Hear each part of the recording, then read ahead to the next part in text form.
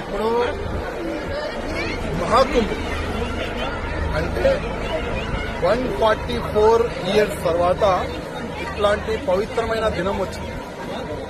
Next ఇదే మహాకుంభ్ ఎప్పుడు వస్తుందంటే 144 ఇయర్స్ తర్వాత చాలా మంది వేరే వేరే విధంగా కామెంట్లు చేస్తున్నారు. మహాకుంభులో కరెక్ట్ వ్యవస్థ లేదు, చాలా వరకు వేరే వేరే కామెంట్లు చేసే ఓలుకి నేను ఒక్కడే చెప్తాను. ఇవాళ నేను నా ఫ్యామిలీ ఎంబడి వస్తున్నాను. చూడండి, ఇది విఐపి ఘాట్ కూడా కాదు, నార్మల్ ఘాట్.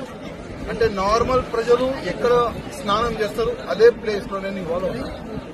చాలా మంచి వ్యవస్థ యోగి ఆదిత్యనాథ్ గారు ఉత్తరప్రదేశ్ ముఖ్యమంత్రి గారు చేసినారు.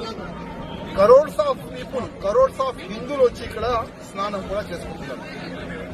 ఒక్క సైడు హిందువులు మేము ఈ పవిత్రమైన మహాకుంభలో వెళ్ళాలి, స్నానం చేసుకోవాలని ఒక మంచి ఆలోచన పెట్టుకుని ఇక్కడ హిందువులు వస్తున్నారు. ఇంకోవైపు కాంగ్రెస్ అధ్యక్షుడు ఖడ్గే గారు ఇంకోటి ఆయన ఏ విధంగా కామెంట్ చేసిందంటే మీరందరూ చూసినారు. స్నానం చేస్తే భోజనం వస్తుందా అంటే ఈ మహాకుంభకి భోజనంకి ఏం సంబంధం? అట్లాంటి సంబంధం ఏదైనా ఉందా?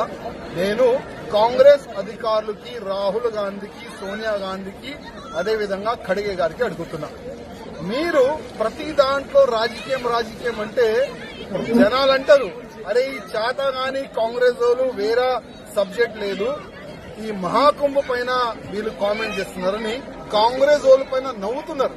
అదేవిధంగా కాంగ్రెస్ పార్టీకి ఎట్లాంటి ప్రెసిడెంట్ వచ్చిండు, బుద్ధి లేని ప్రెసిడెంట్ వచ్చిందని కూడా జనాలు నవ్వుతున్నారు. ఖడ్గే గారు మీరు స్నానం చేస్తారా లేదా తెలియదు, రాహుల్ గాంధీ స్నానం చేస్తారా తెలియదు, సోనియా గాంధీ ఇక్కడ వచ్చి స్నానం చేస్తారా అది కూడా తెలియదు. కానీ హిందూ మనోభావాలకి దెబ్బతీసి అట్లాంటి మాటలు చెప్పకండి. లేకపోతే వచ్చే సమయంలో ఎక్కడైనా రాజకీయం జరిగితే, ఎక్కడైనా ఎలక్షన్ జరిగితే కాంగ్రెస్ ముక్త్ ఆల్రెడీ భారత్ అయిపోయింది, ఎక్కడ కూడా ఉండదు కాంగ్రెస్ గవర్నమెంట్. అది మీరు ఒక్క మాట యాద్ పెట్టుకోండి. అదేవిధంగా ఖడ్గే గారు మీరు చెప్పిన మాటలకి క్షమాపణ చెప్పాలని నేను మీకు కోరుతున్నాను.